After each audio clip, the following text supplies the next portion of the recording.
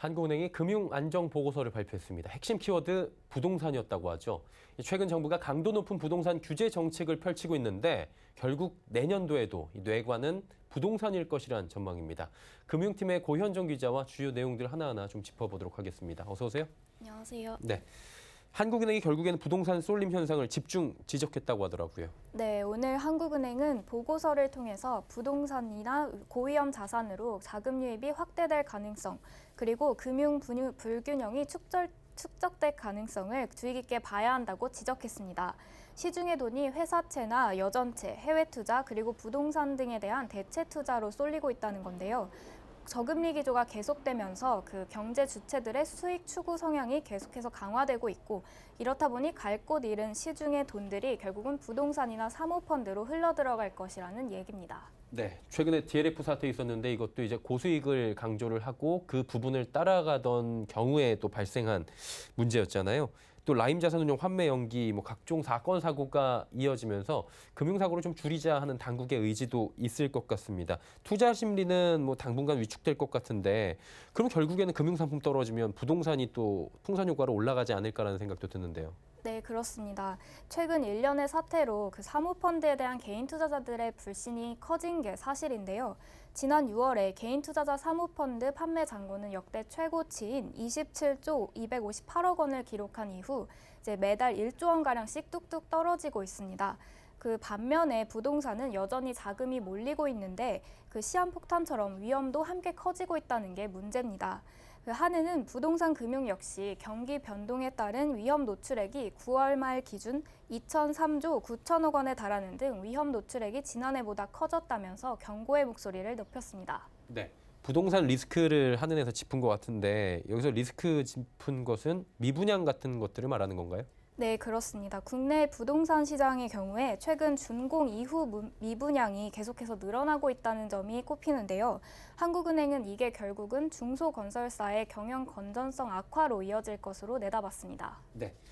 이게 준공 후 미분양이라는 게 지어놓은 상태에서도 분양이 되지 않아서 결국에 재고로 잡고 있다 이런 거잖아요. 견선사에는 결국에 부담이 크죠? 네, 그렇습니다. 그래서 이거를 좀 악성 미분양이라고 부르는데요. 네. 지난 10월 말 기준으로 전국의 미분양 주택이 총 5만 6천 채 가운데 1만 9천 채가 준공 후 미분양에 해당합니다. 이는 2014년 7월 이후 5년 3개월 만에 최대치인데요. 이 비중도 34.7%라서 2015년 이후 가장 높은 수준입니다. 한은은 결국 이러한 현상들이 그 건설사들의 분양 매출 이익률 하락으로 이어진다고 분석을 했고, 아무래도 이 타격을 중소건설사들이 받을 것으로 봤습니다. 그리고 실제로 건설사 가운데 영업이익으로 이자 비용을 감당하지 못하는 한계 기업이 그 비중이 지난해 30.9%에 달하는 점도 유의해야 한다고 덧붙였습니다. 네.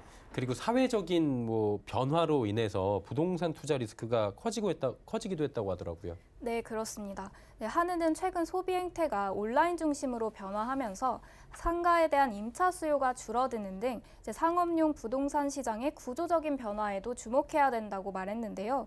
이제 이러한 변화로 인해서 관련 대출의 그 건전성 저하도 유의해야 한다는 겁니다. 그래서 한은은 상업용 부동산 시장에 대한 담보대출에서도 잠재적인 리스크가 있다고 판단을 한 것으로 보입니다. 올해 6월 말 기준 은행권의 상업용 부동산 담보대출 잔액은 120조 6천억 원으로 5년 전보다 2배가량 늘었는데요.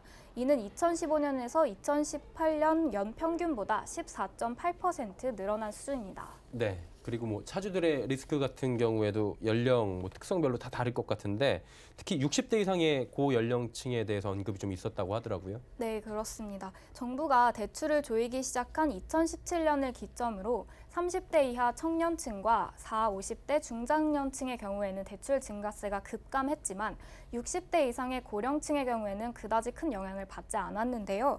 이제 고령층은 부동산 투자나 창업을 위한 대출이 늘어났고 베이비붐 세대가 본격적으로 이 고령층에 진입했기 때문이라고 분석됩니다. 그런데 문제는 이 60대 이상 대출자들이 은퇴 이후인 분들이 많아서 그 리스크에 취약하다는 점이 문제점으로 꼽혔습니다.